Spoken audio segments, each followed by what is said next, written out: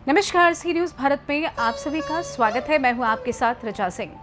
नवरात्रि पर मां दुर्गा का प्रस्थान केवल आशीर्वाद ही नहीं, दशहरे की रौनक भी देकर जाता है।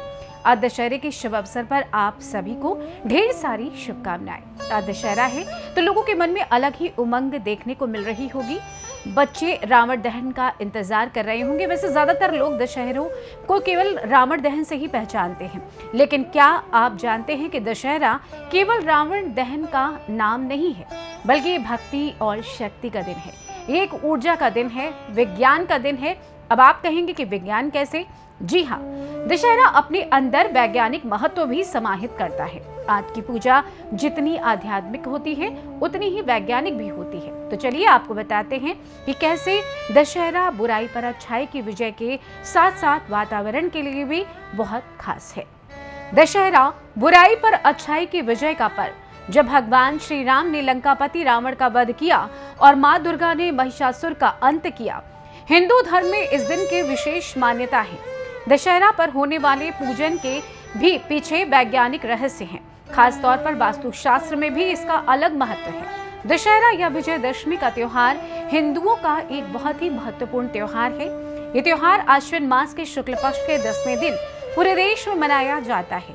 दशहरे का शाब्दिक अर्थ है 10 सिर वाले रावण का दहन। विष्णु अवतार श्री राम द्वारा रावण के वध वाले दिन को दशहरे के रूप में मनाते हैं। साथ ही मां दुर्गा द्वारा महिषासुर का वध भी विजयदशमी के दिन ही हुआ था।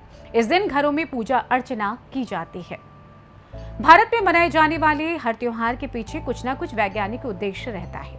दशहरे के दिन प्रयोग में लाई गई पूजा की सामग्री भी पूर्ण रूप से वैज्ञानिक है। कैसे? चलिए आपको समझाते हैं। हम पूजा विधि में गाय के गोबर का प्रयोग करते हैं। गाय के गोबर में कीटाणु नाशक गुण पाए गए हैं। सावन और भाद्रपद के बाद नमी के कारण वातावरण में असंख्य जीवों की उत्पत्ति होती है। गाय के गोबर से बना कंडा जब भी पूजा अर्चना में जलाया जाता है तो वो जीवाणु रोधी के रूप में अनेकों बीमारियों से हमारा बचाव करता है। कंडे के जलाने से प्रदूषण रोधी शुद्ध हवा हमारे घर के वातावरण को स्वच्छ करती है। पूजा में प्रयोग होने वाले चावल हमारे चंद्र ग्रह को शुद्ध करते हैं। चावल अर्पण करने से हमारी मानसिक पीड़ा कम होती है। दशहरे की पूजा में पीले गेंदे का फूल श्री राम को चढ़ाने से हमारे गुरु ग्रह शुद्ध होते हैं। साथ ही गेंदे की सुगंध में औषधिक गुण होते हैं, जो कि मच्छर व अन्य जीवों से रक्षा करते हैं।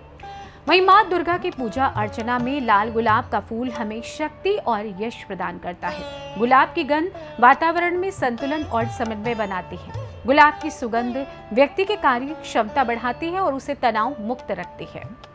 दशहरे की पूजा अर्चना के समय खीर का प्रसाद बनाया जाता है। खीर का प्रसाद वितरण करने से व्यक्ति के नवग्रह शुद्ध होते हैं और जीवन में आ रही बाधाएं कम हो जाती हैं।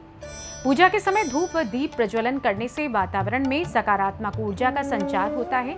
अगरबत्ती नकारात्मक ऊर्जा को समाप्त करती है।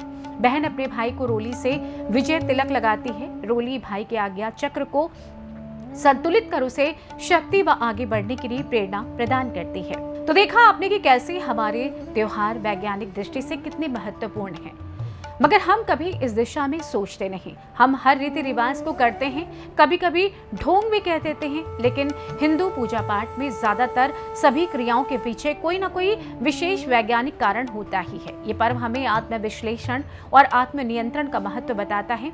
ये हमें अपने भीतर बुराइयों जैसे क्रोध, अहंकार आदि को पराजित करने के लिए प्रेरित करता है। कुल मिलाकर दशहरे का पर्व केवल धार्मिक महत्व नहीं रखता, बल्कि इसका वैज्ञानिक और सामाजिक दृष्टिकोण से भी गहरा महत्व है। इसके माध्यम से समाज में एकता और सामंजस्य की भावना बढ़ती है और ये कृषि और स्वास्थ्य के लिए भी लाभदायक है। इसलिए दशहरा न केवल एक त्योहार है, बल्कि ये मानवता को सकारात्मक दिशा में आगे बढ़ाने के लिए प्रेरित करने वाला एक महत्वपूर्ण अवसर है। तो अगली बार आप भी अपने बच्चों को दशहरे का मतलब केवल रावण दहन ना बताएं, बल्कि बच्चों को पूजा के हर पहलू से रूबरू करवाएं और क्रियाओं की वैज्ञानिक महत्ता बताएं, ताकि बच्चे हमारी संस्कृति को और भी आसानी तरीके से समझ सकें। फिलहाल के लिए बस इतना ही। देश दुनिया की तमाम खबरों की जानकारी के लिए आप देखते रहिए सी न्यूज भारत। हर खबर आपके साथ, आपके हाथ।